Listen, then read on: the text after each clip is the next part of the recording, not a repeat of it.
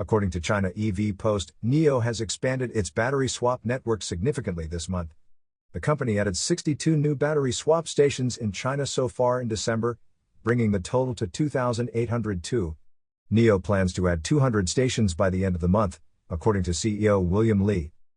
This year, NIO installed 486 new battery swap stations, falling short of its original goal to add 1,000. The company is also focusing on its sub-brand Onvo, with 857 swap stations now compatible with Onvo vehicles. NIO aims to retrofit older stations for Onvo compatibility soon. NIO's fourth-generation battery swap stations are operational, and the company averages 80,000 swaps daily. On December 13, NIO reached its 60 millionth battery swap service, just 4 months after hitting 50 million. Globally, NIO launched its first battery swap station in Belgium this month, its 59th in Europe.